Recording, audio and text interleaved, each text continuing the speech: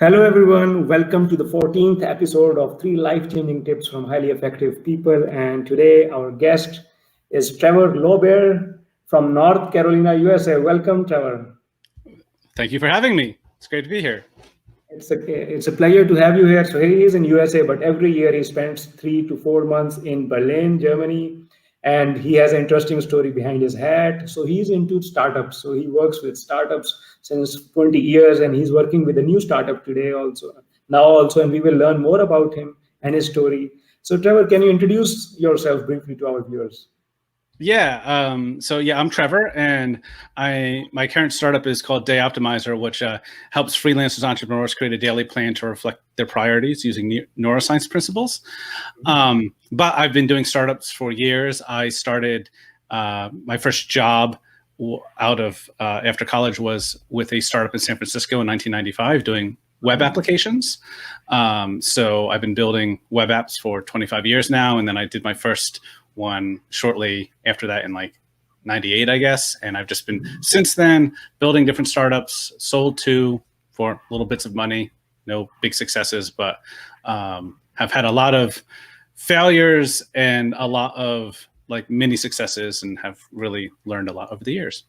That's really interesting, and especially for the people who are into startups. So we are developing a group here called Munich Valley, and people are really interested in startups. So we will learn more about you in the second half of the show. But now we will go to tip number 1.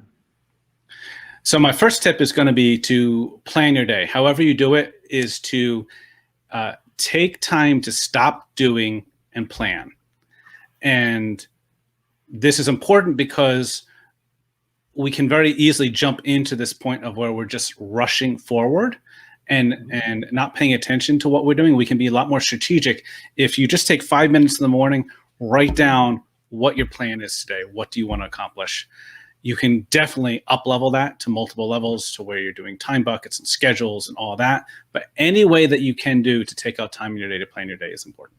I think it's even more important these days to plan your day because of many people working from home and a lot of social media and a lot of things coming up. So we can lose track of what we have to do very easily. So planning your day is very, very important, guys.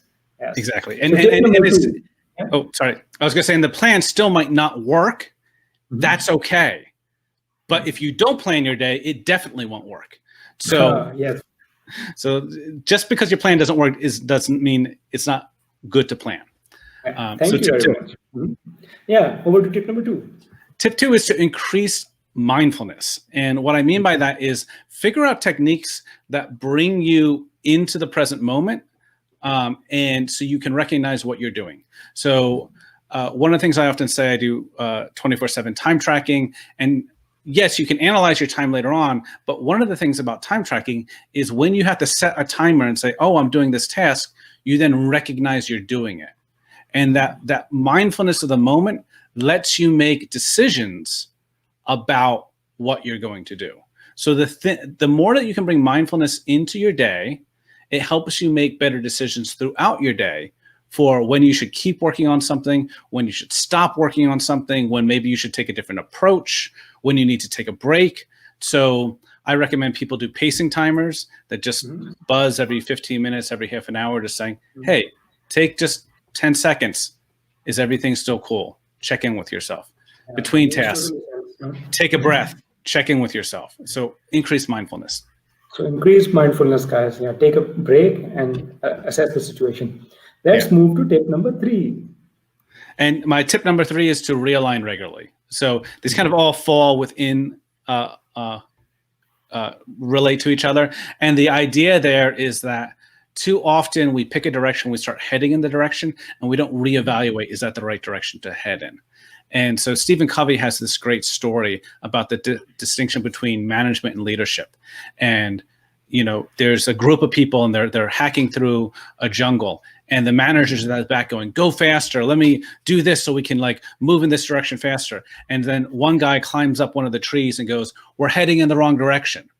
And so I love that story because it's a great example of the distinction between working efficiently and working effectively. And too often we focus on trying to move forward and not taking the time to stop and say, are we heading in the right direction? And as you know, self-analysis is very important. Yes. yeah, and as you know, a boat, if you're just a single degree off in the beginning, you're fine. But as you go forward, you can be way off. So if you only are realigning every 3 months, every year, you might wind up way off course from where you want to go. So realign regularly to make sure you're heading in the right direction. I think these are wonderful 3 tips, and towards the end of the show, we will ask you to repeat them, summarize them, and now we will take a small break. So guys, take a cup of water, a glass of water, and do your stuff. We will be back in 1.5 minutes, and now we will talk about the story of Trevor and why he comes regularly to Berlin from USA, and about his current project, and also his interesting story about his hat. So stay tuned, guys. Hello everyone. We all know that since the start of pandemic, the way how we behave, how we buy stuff, how we work has really changed, and almost everything has become digital. And we did not get enough time to get ready for this, and it has affected every one of us. If we are selling stuff, we need to now sell it online. If we are a teacher, we need to give lectures online. If we are software developers, we need to work remotely. So everyone has to go online for survival. But many of us were not prepared for it. Are you also facing trouble to get digital, to sell your services online, to make an online store, or make online presentations for your students, or reach your customers? So contact me. Let me help you as an IT consultant to have a perfect solution according to your needs. I'm not an expert at everything, but together we can achieve it. For me, the thing that is important is our relationship. So contact me today. We will find a solution for you according to your specific needs, and it will be high quality solution and a very affordable one, I can assure you. So Sharik Javed is a name you can blindly trust. So contact me today. You can write an email to me, ideas@sharikjaved.com, and we remain in touch, and we find a solution together, and we will grow together. See you soon. Enjoy the live show. Yeah, welcome back, guys. So we have Trevor with us from North Carolina, USA, and he gave wonderful 3 tips. And now we will know more about his journey. So Trevor, tell me about this. So, but when you started your career, everybody wanted to work full time, in a big company, but you are into the startups. So how and why? So I've always been kind of a little bit weird, and my parents are both entrepreneurs, so I was kind of biased toward working for entrepreneurs, or for being an entrepreneur. But I very quickly realized that I like to go to the beat of my own drummer. I like to do my own thing. I don't like a boss handing me a vision and telling me how to execute it. I want to be the one creating that vision. And so I could have made a lot more money looking back at my career if I went and actually worked at companies. I'm a software developer. I'm a very good software developer. I could have just done that, but I wouldn't have been in control of my time, in control of the vision and how things went. So I always wound up going back to this idea of I'd rather make that trade-off to live the life I want to live and be in control of it than just working there for the money. And of course, obviously, entrepreneurship gives you the chance to make a large amounts of money. And I had some of those chances. I have come out okay in the end. I didn't reach the multimillionaire retirement status I was hoping for, but I've done okay. But yeah, it comes back to coming from an entrepreneurial background and also coming from this sense of trading off that money for control. So I want the control of my time, control of vision. So you wanted to have independence in the way you worked. That's why you moved to entrepreneurship and your business. Yes. We will know more about your story, but tell us that why and how come every year you come to Berlin, Germany. What are you doing here? What are your activities in Germany? So I sold my business, my last business, back in 2015, and then I had to work two years for the acquire. So that contract ended in 2017. And my father's German, so I've got a German passport. And so after I sold my company, me and my partner decided to do a trip around Europe, explore and travel.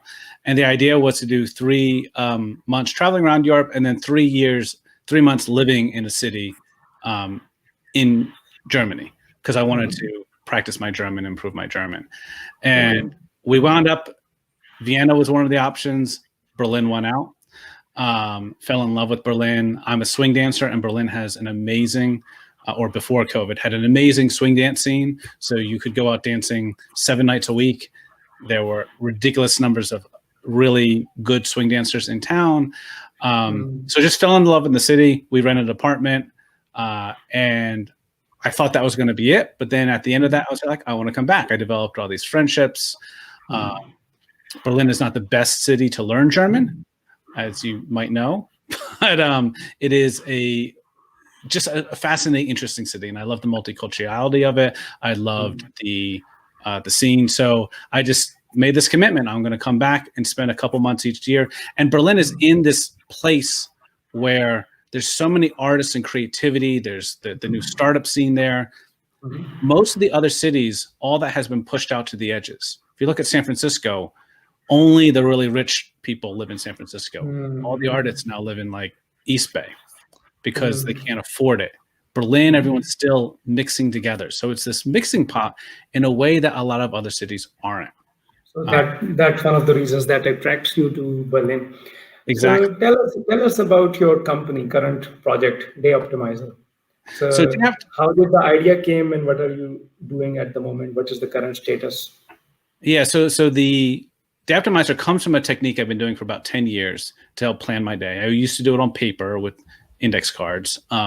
It's this 3-step process for developing a daily schedule. It came out of my original startup is called Strategic Life Tools. And I created 12 different training programs to teach people how to think about their life. Where are you in 5 years? Where are you today? How to get there? What type of planner are you, etc. And I ran this whole program as a content-based program and realized that I was in the wrong business. I really wanted a software as a service business. I like the subscription model.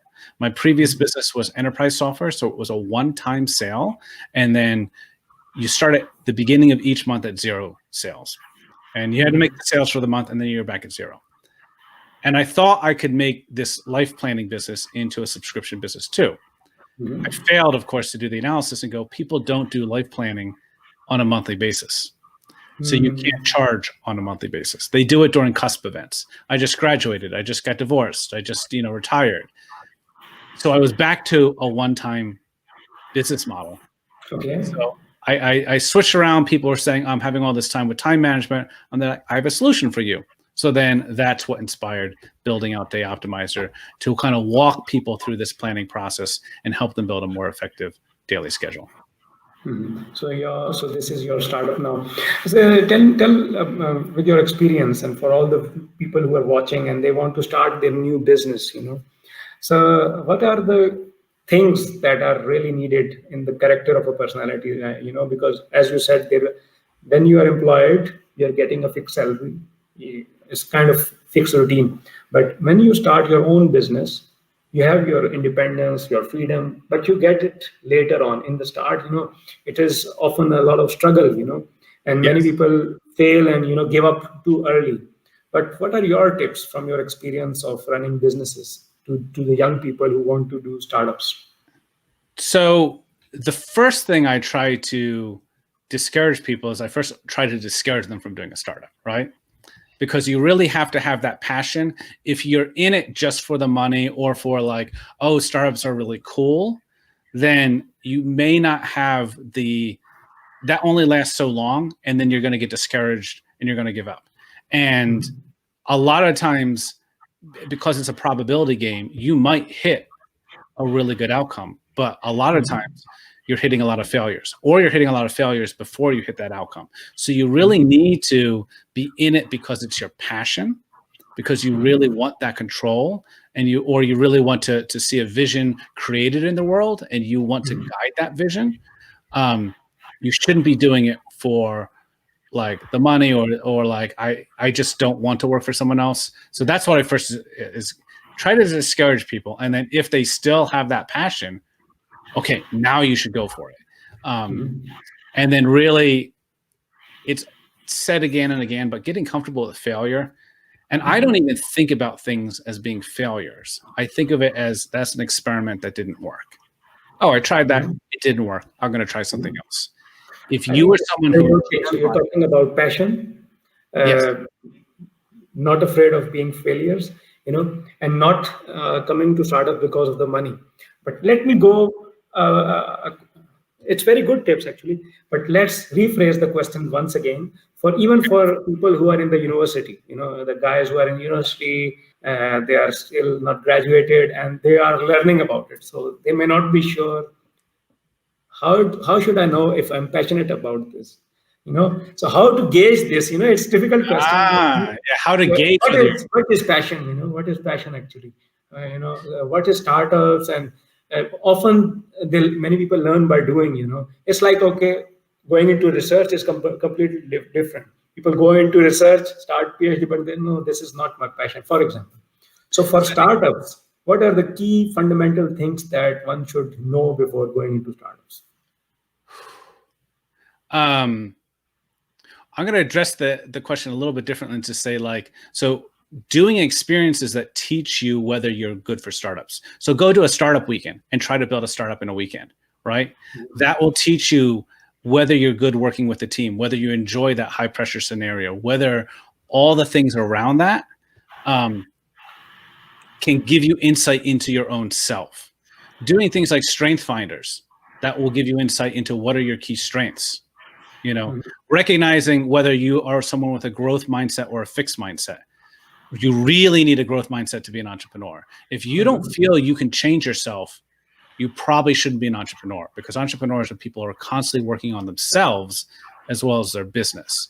And so that's a key thing, like recognize that. And then I would say another one would be the, sorry, working on changing yourself. It's something related to that. Never mind. Those are good enough. So once you need to think about continuous growth and about innovation.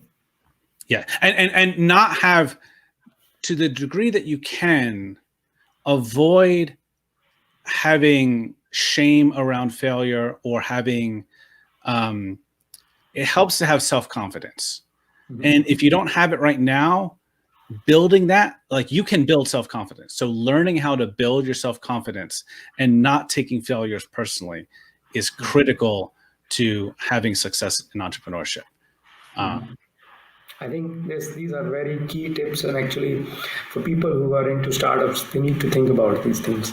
And I think this is possible, and it has, especially in the time of COVID, we have seen that there are a lot of new opportunities for creating startups actually, because everybody has to go digital, and previously there were distances, but now you're talking thousands of miles apart, and we have now possibility to work together, to cooperate together. But as a employee, you don't have these options. You need to just work, just work the task that you are given from the boss, but you don't have the endless possibilities, but come with a price, of course. There are risks involved. As one of the most common thing that stops many people is often they are married, or the wife or kids are dependent on them. So this is kind of a thing that many people get afraid, first step, because they always think, okay, because we said that we should not be afraid of failing. Yes. But in this case, when you have a wife and a son and you have to pay the rents monthly, so they get a little bit, afraid. Have you faced this kind of a situation, or? Yes. I mean, in some ways, I'm in that situation now. Like, I'm not working on Day Optimizer full time. I'm working and doing consulting on the part time. And I think what I recommend to people is start off part time. Don't jump into the deep end of the pool, especially if it's your first time in, right? Like, using the swimming analogy, the first time you go swimming, you don't dive into the deep end. You go in the small end and wade in. So starting small. And then the second thing is not getting discouraged and realizing it's a marathon, not a sprint. So if it over 3 months, you're not able to create a successful business, or a year you're not able to create a successful business, that's okay. Just keep at it and you'll build it. And so Actually, this is a very good tip. I would say that start part time also, because of course, if you're really crazy about some idea, you don't need to leave your current job at the moment to create your own business. Of course, you need to give extra hours, evenings, nights, weekends. You Yes. start, but then you will be able to find out if this is something you want to do, or this is your passion or not, or this idea is good for you or not. Exactly. Instead of just quitting in the start.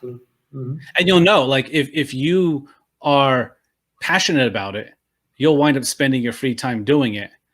And if you're not passionate, you're not passionate about it, or you're someone who like gets very distracted, get excited about an idea, and then you drop it, you'll drop it soon.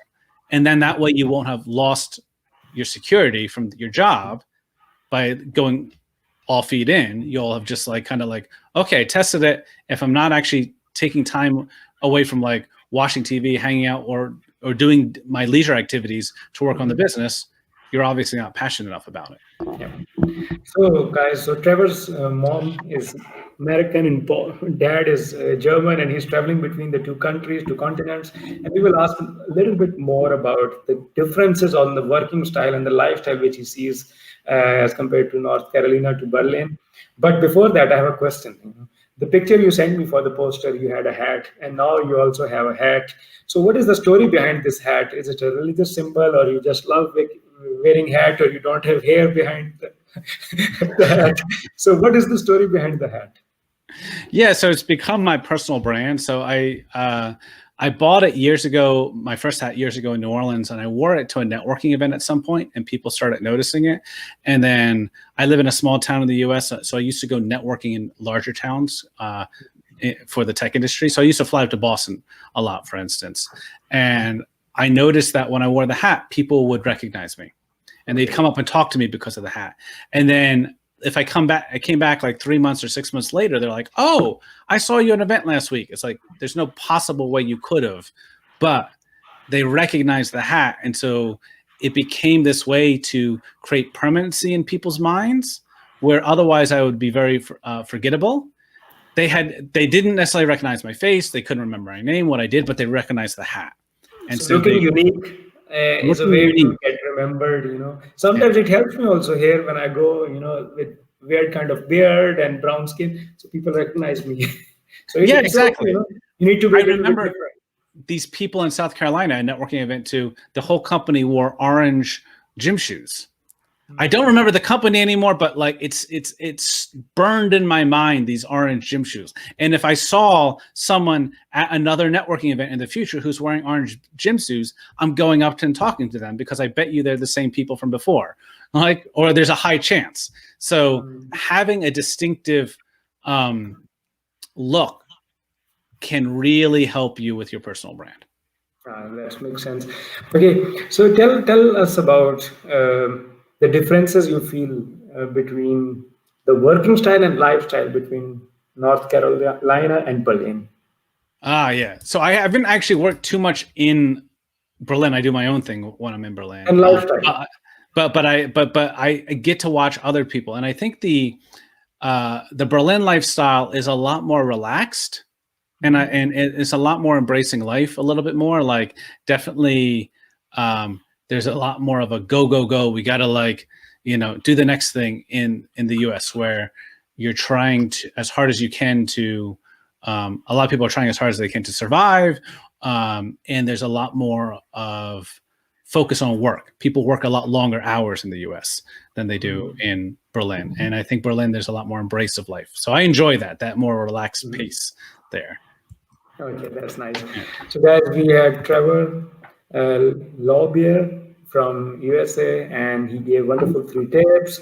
And number 1 was plan your day. So it's very important according to Trevor, and actually I believe the same, because as Trevor said, if we plan our day, we have a big chance that we can achieve our targets. But if we do not plan at all, then we cannot achieve our targets at all, because we had no targets, right? Yep. And the plan tip number 2 was to increase mindfulness. So tell us about increasing mindfulness in one line before we end the show. It's explore different techniques to become aware of what you're doing in the moment and where your state is in the moment. Yes. And the last one was realign regularly. So it means that when you are doing your tasks, take a pause, take a break, and do the analysis. Are you on the right track or not? If not, then realign yourself. Exactly. So it was a pleasure to have Trevor on the show, and we really thoroughly enjoyed your company, and we will remain in touch. And thank you all the viewers who regularly tune into my show, 3 Life-Changing Tips for Highly Effective People, every Friday on 6:15 p.m. Germany time. And we will keep bringing wonderful guests every week, and stay tuned. Bye-bye.